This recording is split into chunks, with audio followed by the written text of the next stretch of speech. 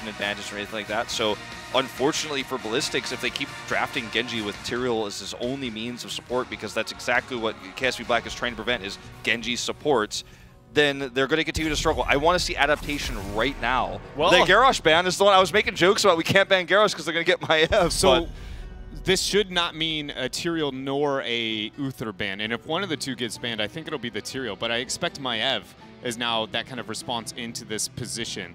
What that will mean, okay, he's going to stick to the Uther. This is really bold, I feel, for KSV, because a lot of this came down to, I guess it's more of a call out of the commitment to the Genji still. If they pick Genji here again, I might lose it. I think. Well, remember that if they do end up picking the Genji, that the difference between it is they need to focus on getting the Rhaegar in the 2-3. That is what they have not done every time. And then Rhaegar gets post-secondary ban. He's gone. He's not an option. And then you don't have a burst. So the Maiev factor here obviously is pretty significant, right? It's a newer hero into the Nexus, especially showing up here at the Eastern Clash. Maiev is going to be the pickup.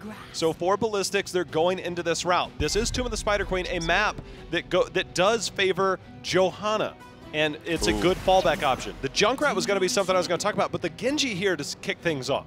The Genji and the Junkrat there for map control, a lot of preparation when it comes to the damage output there. So much interrupt potential with this as well. Yeah.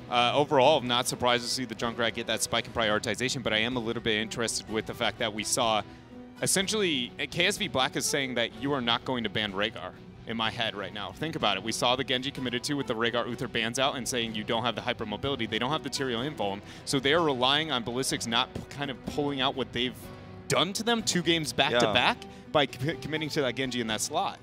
I think what's interesting, too, about this statement that the KSV Black is making is they're taking the risk that Rhaegar might be banned anyways, and they're basically trying to say, you couldn't make the Genji work without Uther, and we can. It almost feels like a really, really strong statement of our understanding of this hero is better than yours right now, and your Garrosh ban seems smart because you've kind of changed the way that we have to approach our draft, but we're just going to do what you did, but do it better, essentially.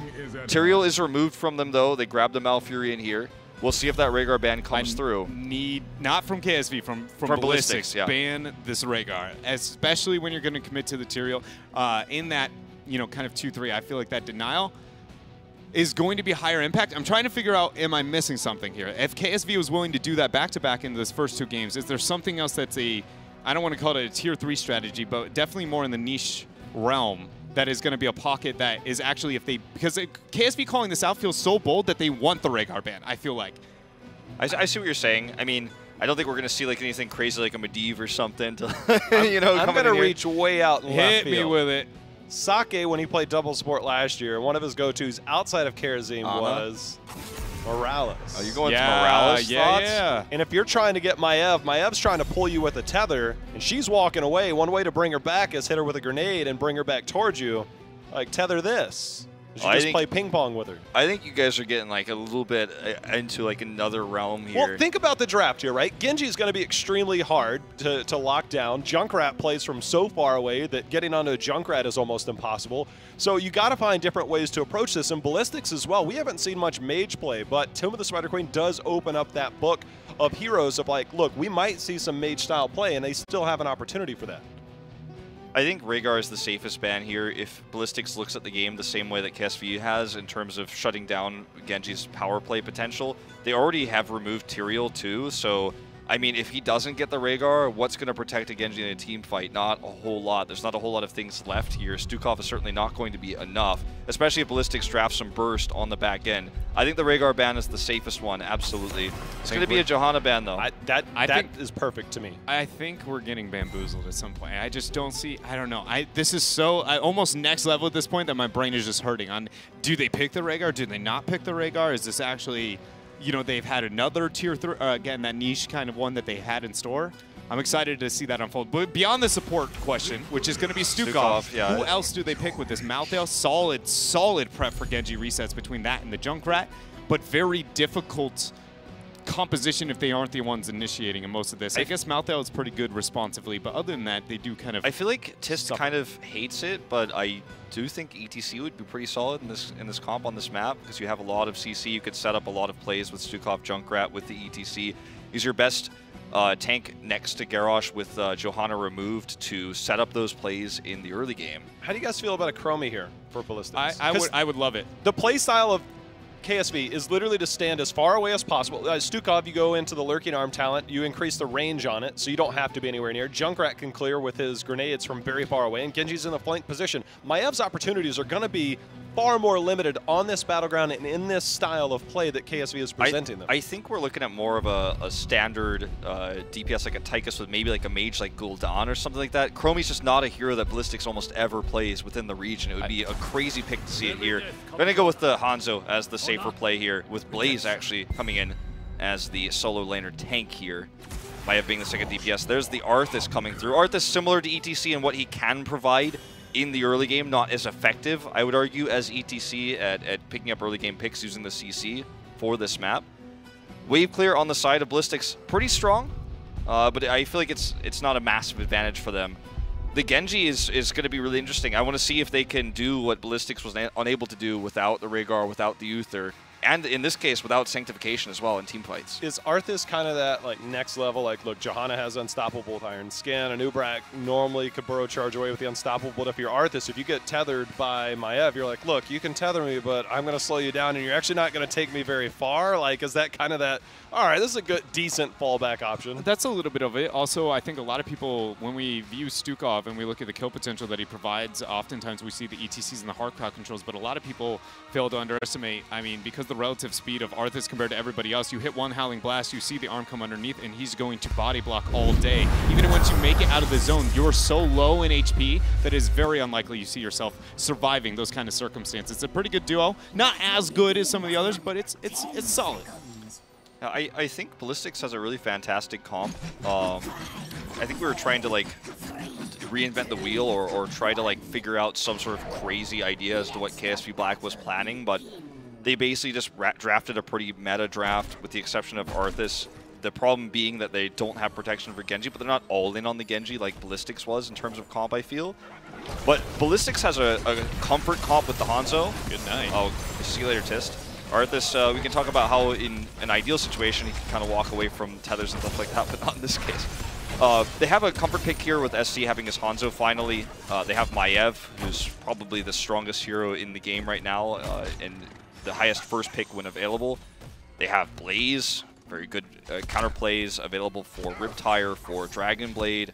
And I think this is the first game where I look at it and think Ballistix has the upper hand in terms of the draft. Yeah. KSV Black went down the Genji path. They were bold in that, but I wasn't really impressed by the ending of the draft. I think you put it pretty well. You know, I think I agree with the majority of that, is that it's, from my interpretation, that it doesn't go a total win. Hold on, Kyoja out too far here in the mid lane. Can he get enough kills on that Malthael? No is the answer to that question. Another kill here for Ballistix. Sis with the Howling Blast, buys a bit of peel. Jongha goes in, gets the tether, gets the vault out. Hooligan trying to get the body block. Look at that jet propulsion. Locks down another. 3 kills here already for Ballistix, a minute and 20 seconds in. Yeah, I mean, I haven't watched a Maiev game this tournament so far that didn't have dominant early game presence, and this comes with really good positioning from Blaze here to lock up those jet propulsion stuns and just continuous damage there. The vault used to make sure she can safely get that pull. A lot of cool stuff going on here with you know, this hero that has terrorized Hero League, has terrorized the pro scene, is almost permabanned. We're going to see another grab here. Has the charge available, doesn't even need it for the stun. He could have used it last second. Oh, that was not the one. It doesn't matter here. I guess he was covering the other option of escape, theoretically. Malthael wasn't going that way, but now it's 4 kills to 0. This map is so fantastic for early game pressure because the lanes are so close to each other. You don't miss soak, especially with the wave clear that Ballistix has. You can just roam around, look for picks. What we just saw from KSV right there. They realize that they're down a man in a certain aspect of the map. Eventually, they're going to be suffering in the early game, and they don't want to commit the resources to that camp. So in order to capture it, but not commit to it all the way, just throw it on the concussion mine, wait out. If anybody goes there, knock them off, and then everybody panic respawn. It's just a nice little kind of like, we're going to save this for later. You know, SDE might be saved for later after that great Howling Blast. They might grab a counter kill here with Jongha. They will. Like, Tist was one Shadow Tower shot away. Okay, there he goes, just with the Q there. Does he have Vault? I think he does. Oh, man. He does die, and I think was a bit greedy on how late he used that Vault to try to get the max pull. But going back to your point, I hold that thought, Rich. Okay, he's got the deflect. Going back to your point, I think it's really important that most people don't know that a camp is really only as good as what it accomplishes. Turning the map red and having that ding sound that's so satisfying to hear doesn't really mean anything. The dopamine in your brain just going off the charts. It doesn't mean anything if Ballistix just instantly clears it in 2 seconds and you've wasted time grabbing it and lost experience. But when you save it like this, you can use it for a moment where there's pressure relieved elsewhere. Like with this kill, then they capture it. Now it's going to accomplish something. Now they can clear this wave. Now they can actually gain something from this night camp. We saw that on Sky Temple too. KSV has put a lot of focus onto the night camps. And originally I criticized them for overvaluing them, but they have quickly changed their approach to how they deal with them compared to what they did within Korea and HGC Korea. There they were willing to stack them and kind of just pick them and, you know, clump around them as like they were death volley. But now it's much more controlled and calculated, always responsive to their opponents in the right situations. And then, I mean, more importantly than all other points is that they always time it to match on that front wall and then to get the counter siege. They are literally never wasting a night camp. Yeah, it's resources that are required to grab those camps should not be wasted. We do have a quick rotation down here by Tis. Lei might actually try to get aggressive here. Meanwhile, Kyocha should be fine on the escape, despite the big minion wave here. Hanzo's going to go down. I guess that was by Tis, the flank he was setting up there. That's a lot of gems dropped here. They're trying to recover. Hooligans unsuccessful. So Tis with a nice flank there. I assume that was a Howling Blast related pick with the follow-up route. Hanzo unable to use his trait to escape. And now Black's got enough for a turn-in. It's the first opportunity for KSV to really kind of dictate the pace of the laning phase, which for the most part they seem to be in a lot of control of the other 2 games, but Ballistix with the 5 kills that they managed to make happen, it's actually kind of amazing when you look at that, because it was 5-1 and the experience is still only slightly in favor of Ballistix. That the whole time they have been, yes, dominating, but they have been losing minions here and there, and that's been enough for them to really not have anything to write home about, right? Yeah. Like those kills, you know, you're talking about the night camp's only as good as, you know, how much push and siege it gets, but kills are only as good as, you know, how much experience you got from them in competitive heroes. Exactly, and how much you cost your opponent experience because they have bodies missing on the map, and if you were able to get a cannon tower, right? And they spent so much resources to get these picks. We're looking at 4-man rotations. They were actually losing some experience oftentimes to make it happen. Okay, KSV Black still unable to get this turn in. Ooh, this is exactly enough. Hooligan already uses Aldruins. SC just a second too late on that arrow. So first turn in going to go to KSV Black. They don't have the comp, I feel, that's amazing at pushing webbers. At least they've got Junkrat, so they should be able to get 2 walls with this that will get them caught up in experience. They don't want to be losing anybody before this push. But Rich has been down here to kind of scout out this flank, teleport over. Kyocha not able to make it out. Magi with the clean route off the cut off the escape. Timing during the Webweaver phase, losing a member like Kyocha is going to be devastating for KSV. They do not want to waste 50 of their gems, and this is in one of the most valuable lanes over the first 2 Webweaver phases, both mid and bottom being prioritized. Well done here for Ballistix. At least they didn't lose Reset. Reset's the most valuable hero they have for the push, with his ability to siege super hard as Junkrat, so they're going to get this top wall easily. They're just going to mount up, look for a mid push, and with everyone kind of still occupied in the top lane, they could even look for a pick with a concussive mine. Love to see that mid lane at the moment. They're actually going to ignore it and head bottom, but you can see they've taken that experience lead. They're looking for a pick here. Tist sets up again. Howling Blast, silence there from Sake. He can't jump. Can't get out of there, and they get the kill. Sake showing why maybe they, you know, went away from that Rhaegar into the Stukov that we were questioning if they would. Nice route to peel out Magi, but he needs to get out of here. The tire. The rip tire. Magi may go down here. The tire needs to get closer, and there you go. That's another pick. And this has just been Ballistix. Really sloppy, uncharacteristically sloppy, not checking these brushes, not checking these line of sight blockers where Tist is hiding. They've got Malfurion, they've got Hanzo, they have realistic, easy ways, low cooldown abilities to check these areas, and they're walking into traps repeatedly. That's how these picks have come through for KSV Black, and these are so well timed. Now they can grab this Night Camp, and they can look for the double turn in.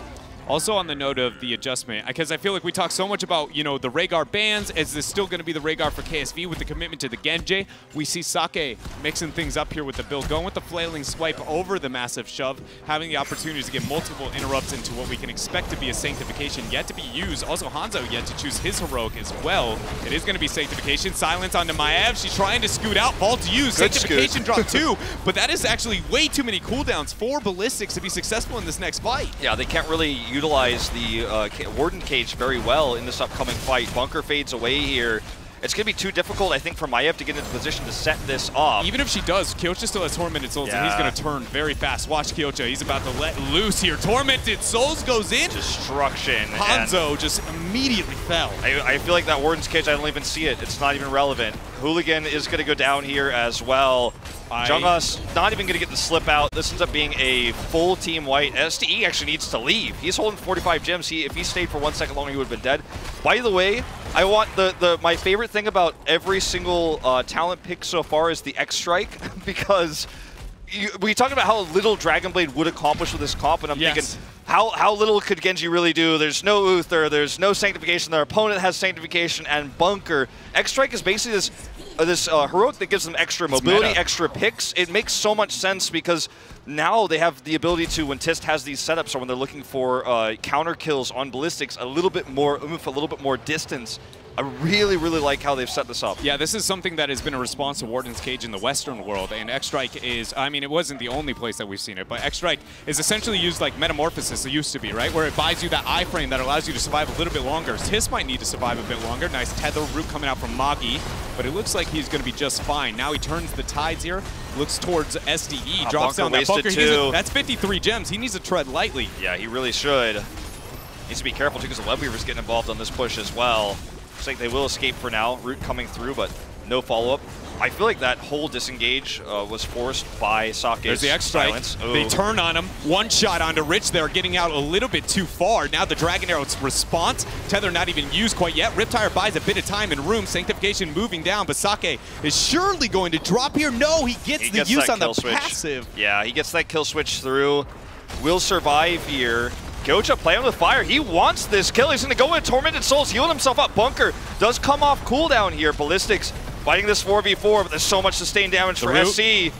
He's not even going to use it yet. Their Magi maybe not having enough cooldown quite yet. He's going to move up. The choke is there. But you know what? Necessary. Black doesn't lose that many gems. They turned most of them in already. 2 keep walls are under attack right now. Was this fight, even though it was a win for Ballistix, does it gain them anything, or do they lose more for really trying to force it instead of disengaging and clearing the Web Weavers? That's the question. Short answer is no. I'm here to answer it. It's no. Anytime a Web Weaver phase where you lose the entire— Look at this! if you lose the entire duration in any of the side lanes whatsoever, at no point is a Web Weaver phase worth that trade-off.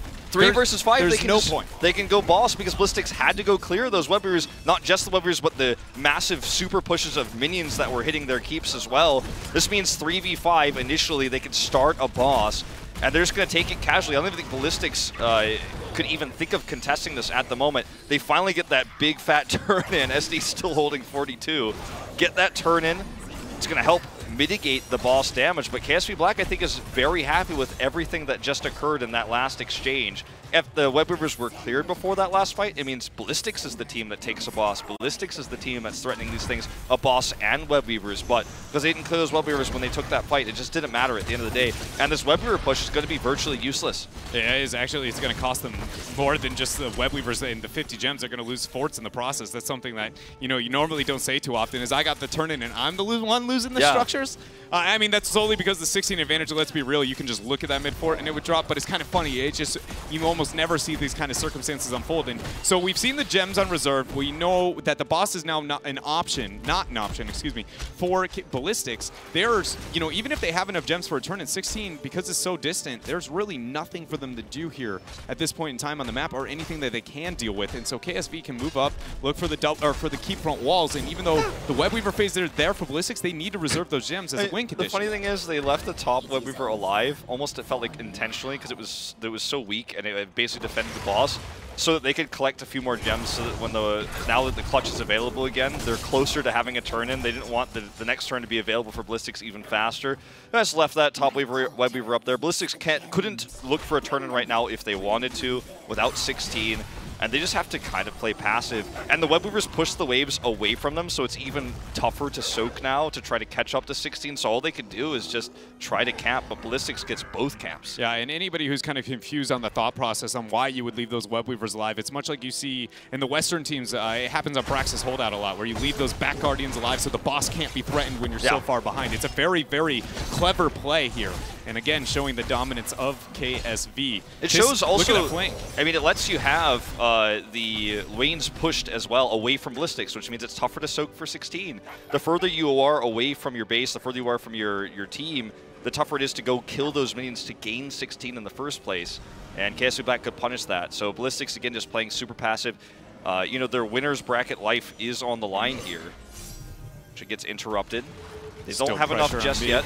And bottom, Tis kind of zones up. SDE hits the 2-man. Twilight Dream Root is there. A lot of damage onto Rich. He has an X-Strike. Warden's Cage keeping him locked down. Kyocha, though, with the Tormented Souls, trying to keep himself alive. He does so. X-Strike drops, but look at the flailing swipe pushing back Ballistix. But Rich so very low. 1-for-1 trade so far as Zhongha's going to drop a Hooligan looking to turn that. Sake's heals, though, constantly keeping this team alive. Rich just knows when to do damage and when not to, and because they're not reliant on the Dragon Blade, he doesn't need to be obsessively trying to get into risky situations to do damage.